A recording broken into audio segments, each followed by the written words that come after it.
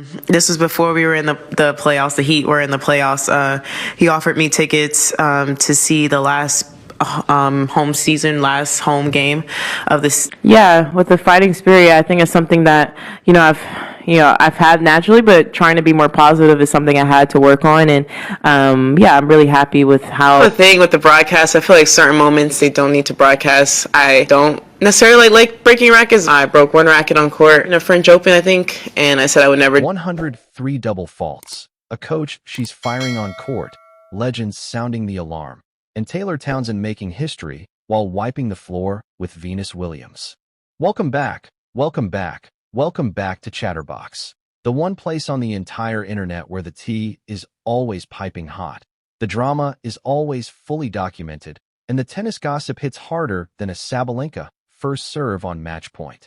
If you are new here, first of all, what took you so long? And second of all, buckle up right now, because the story we are diving into today is one for the absolute ages. Grab your drink, get comfortable, maybe call your most tennis-obsessed friend, and put them on speaker, because we have two completely wild storylines colliding in the same week, and I am barely keeping it together trying to figure out where to even begin. On one side of the net, we have a feel-good story so warm and so electric that it honestly made people cry on live television. We are talking about Taylor Townsend, a woman who turned 30 this year, who took a couple of years away from the game to bring a child into this world, who came back to tennis with something to prove and something even deeper to celebrate. And who this week in Austin, Texas, did something she has never done in her entire professional career. Something that, given everything she has been through, feels like one of the most genuinely beautiful moments in women's tennis in years. But more on that incredible chapter in a moment. Because first, we absolutely have to talk about the crisis. The storm. The slow-motion tennis disaster that has the entire WTA world talking, debating, worrying, and in some cases, flat-out screaming into the void. We are talking about Coco Gauff, the 21-year-old Grand Slam champion, the world number 4, the face of American tennis, the player who was supposed to be locking in her place at the very top of the sport in 2026. And instead, she is standing at the center of one of the most confounding, most psychologically fascinating, most heartbreaking serving collapses that women's tennis has seen in a very long time. And this week, things took a turn that nobody, not even the most pessimistic tennis analysts out there, could have fully predicted. Let's set the scene. It is the Dubai Tennis Championships semi-final. The lights are on. The crowd is enormous. The stakes are massive. Coco Gauff is out there battling the incredibly dangerous Alina Svitolina in what would turn out to be an absolutely exhausting, emotionally draining 3-hour war.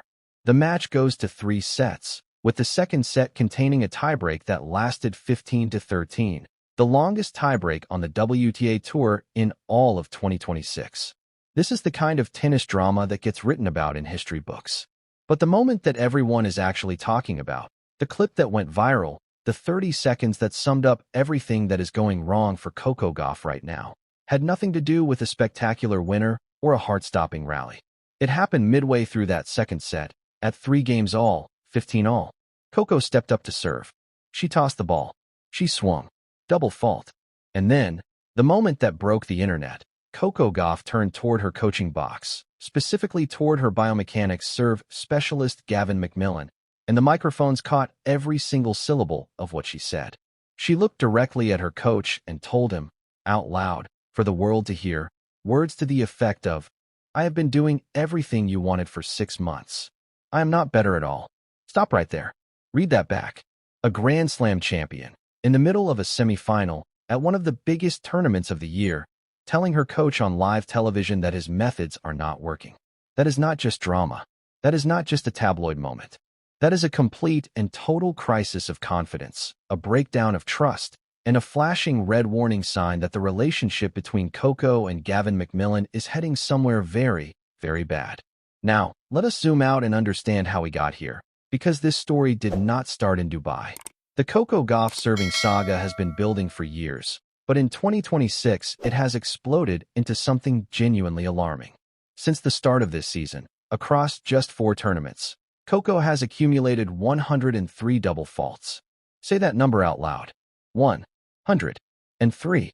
To put that into absolutely brutal context, Her closest competitor on the WTA Tour's double fault leaderboard this season is Victoria Mboko with 72, followed by Daria Kasatkina with 71. Coco is not just leading this unwanted list. She is lapping the competition. She has 31 more double faults than any other player on the entire tour.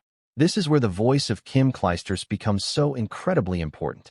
The Belgian legend, four-time Grand Slam champion, former world number one, and one of the most emotionally intelligent human beings to ever pick up a tennis racket, appeared recently on the Love All podcast. And what she said was not a technical lecture. It was almost a plea. Clijsters spoke about the power of visualization on serve, describing how throughout her own playing career, she would mentally picture targets in the service box, even when the box was empty, and how that simple psychological trick helped her generate both accuracy and confidence. She acknowledged that there are dozens of technical adjustments Coco could theoretically try. But then she issued her warning, and it was delivered with the kind of quiet authority that only comes from someone who has actually lived through the pressure of being a superstar at the center of a media storm. Clijsters warned that right now, with so many people, so many less is more, and that for Coco, the best thing that can happen is for the conversation around her serve to die down, for the spotlight to shift, and for her to be given the space to just play. Because when you are 21 years old and you know that every single time you step to the baseline, thousands of people in the stadium and millions watching at home are all holding their breath waiting to see if you double fault again, the psychological weight of that is almost impossible to describe. And those of us who have watched tennis long enough know exactly what Clijsters is talking about. We lived through Elena Dementijeva's entire career, watching one of the most brilliant baseliners in the history of the sport tortured by a serve that she simply could not trust. We watched Dementjeva, who recently weighed in on Coco's situation by pointing out that the problems go beyond the serve, noting that Coco's forehand has become unreliable as well, essentially arguing that Coco is currently winning matches on the strength of her backhand, her extraordinary athleticism, and sheer force of character. Three incredible qualities, but a very narrow tightrope to walk when you are chasing a world number one ranking. Speaking of people weighing in, former world number one Yevgeny Kafelnikov used a recent episode of the Hard Court podcast to ask a question that cut right to the heart of the matter. He said he finds it genuinely mysterious how a player with Coco's experience and resources can still be making these kinds of mistakes, and he questioned how exactly the training sessions are structured. That is not a throwaway comment. That is a legend of the sport asking, politely but pointedly, whether the work being done on the practice court is actually transferring to match situations. Because there is a growing sense in the tennis world that whatever Gavin McMillan is teaching Coco in practice, it is either not landing or it is actively crumbling under the pressure of competition. Brad Gilbert, Coco's former coach who guided her through the magical 2023 run that ended with her first Grand Slam title at the US Open, has been vocal too. Gilbert, speaking on the Big T podcast alongside former pro Alison Riska-Mertraj, has been calling attention not just to the double fault numbers, but to the lack of aces, arguing that Coco is not just missing serves. She is also not going after her serves the way a player of her caliber should be.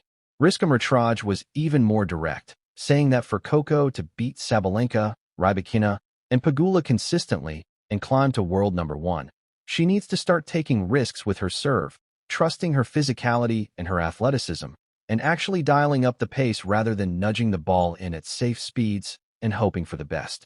The theory is that Coco is so consumed with avoiding a double fault that she is serving at 60% of her actual capacity, which creates its own problems, because a slow, second serve quality first serve gives the returner all the time in the world to load up and attack. Former pros John Isner and Steve Johnson, appearing on the Nothing Major podcast, offered a slightly different perspective. Both pushed back on the idea that Coco is in some kind of catastrophic crisis, pointing out that she still made the semifinal in Dubai, still has a 10-4 record on the season, and still possesses a game that Isner described as ridiculously rock-solid everywhere except the serve. Isner argued that it is one element of her game, a crucial element for sure, but one element, and that with the right adjustments it can be fixed. Johnson, though, was more troubled by the public confrontation with McMillan.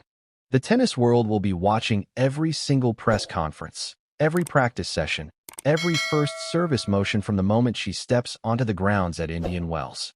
Now let us breathe. Let us step away from the drama and the anxiety and the crisis narratives, and let us talk about something that is pure joy. Let us talk about Taylor Townsend in Austin, Texas, this week, because what is happening there is nothing short of extraordinary. Here is what you need to know about Taylor Townsend if you somehow do not already know. She is one of the most gifted, most entertaining, most beloved players on the WTA Tour. She is the kind of player who makes you love tennis just by watching her play. Her game is built on art, on creativity, on a brand of serve and volley magic that almost nobody else in the women's game employs with anywhere near her efficiency. She is a former world number one in doubles. She is a two-time Grand Slam doubles champion, having won Wimbledon in 2024 and the Australian Open in 2025. She is, by any measure, one of the great doubles players of her generation. But this week in Austin, something bigger is happening. Townsend, competing as a wild card in the singles draw of the ATX Open, a WTA 250 event, just achieved something she has never achieved in her entire 15-year professional career.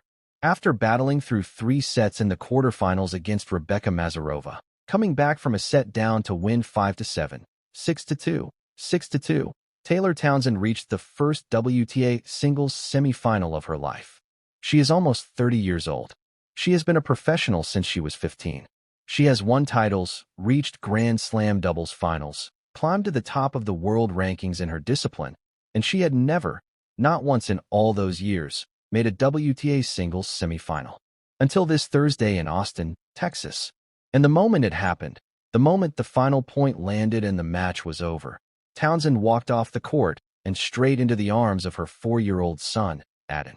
The little boy who had been sitting in the stands all week, apparently coaching his mother from the seats, presumably with the kind of tactical sophistication that only a 4-year-old can provide. Townsend cried. The crowd cried. The commentators barely held it together. It was one of those beautiful, genuine, human sports moments that reminds you why we watch. In an on-court interview after the match, Townsend spoke about motherhood and tennis with a kind of clarity and perspective that was genuinely moving. She talked about having played tennis since she was 4 years old, turning professional at 15, spending her entire life in this sport, and how becoming a mother to Adam has reframed everything for her. How having something bigger than tennis, something more important than tennis, has paradoxically made her fall back in love with the game. She is navigating a completely different headspace now, playing with freedom and joy and perspective, and the results are showing in the most spectacular way. And the week has not just been about singles glory. In doubles, Townsend and her partner Storm Hunter, the top seeds in Austin, have been on an absolute tear. They opened the tournament with a 6-2, 7-6 win over a pairing that had all of Austin buzzing. Peyton Stearns and the legendary Venus Williams, who appeared in the ATX Open for the first time at 45 years old. Then in the quarterfinals, Townsend and Hunter turned it up to an entirely different level, absolutely dismantling Oksana Selikhmetova and Anastasia Zakharova 6-2, 6-0 in just 52 minutes. A double bagel situation. They were on and off the court before some people had finished their nachos. They now advance to the doubles semifinals where they will face the 4th seeds, Katie McNally and Kimberly Birrell. There is something deeply poetic about Townsend's trajectory in Austin. This is a tournament that, according to its director, has broken attendance records this year, with packed stands every single session. The energy in Austin is extraordinary. Venus Williams drew enormous crowds just by walking through the entrance. Peyton Stearns, the home state hero and former University of Texas champion, had the local crowd electric. And right in the middle of all of it, Taylor Townsend, the wild card, the underdog, the player no one was putting in their semifinal predictions, goes and steals the whole show. Her singles semifinal opponent is either Yu Yuan or Ashlyn Kruger. Either way, do not bet against Townsend. Not this week. Not with the way she is playing. Not with her son watching from the stands. Now listen, in any normal week, Townsend's historic run would be the biggest story in women's tennis. And it absolutely deserves to be celebrated as such. But we would be doing you a disservice if we did not acknowledge the full picture of what this week represents for the sport. Because here is the thing about Coco Gauff that sometimes gets lost in all the noise about double faults and coaching changes and on-court confrontations. She is 21 years old. She won a Grand Slam at 20. She is playing under a level of scrutiny that most professional athletes twice her age have never had to deal with. And she keeps showing up. She keeps fighting. She keeps clawing back from match points, winning matches she has no business winning, refusing to fold even when her serve is actively betraying her. That is not a player who is broken. That is a player who is struggling and who needs the space to find her way through. The road to Indian Wells is short. The stakes are enormous. And the tennis world will be watching every single second. All right, Chatterbox fam. That is the full story, and I want to know everything you are thinking right now. Is Coco Gauff in a genuine crisis, or is this just a rough patch that a player of her quality will absolutely come through? Should she cut ties with Gavin McMillan and bring in a completely fresh perspective before Indian Wells? Or does she need to stick it out and trust the process? Do you think the public confrontation we all witnessed in Dubai is the beginning of the end of that coaching relationship, or can they repair it and come out stronger on the other side? And most importantly right now, are you Team Townsend all the way in Austin? Because honestly, after everything that woman has gone through and everything she is achieving right now, with her son cheering from the stands and her game at its absolute glorious peak, it is very, very hard not to be. Drop every thought, every theory, every hot take you have got in the comments section below, because that is where the real conversation happens, and this community always delivers. If you loved this deep dive, and let's be honest, you absolutely did, please smash that like button right now because it genuinely means the world, and it helps Chatterbox keep bringing you the absolute best tennis content on the platform. And if you are not already subscribed, what are you even doing with your life? Hit that subscribe button and ring the notification bell so you are always the first to know when the next piece of drama drops. Because in women's tennis in 2026, the drama is never more than one double fault away. Until next time, this is Chatterbox. Keep talking, keep watching, and we will see you in the next one.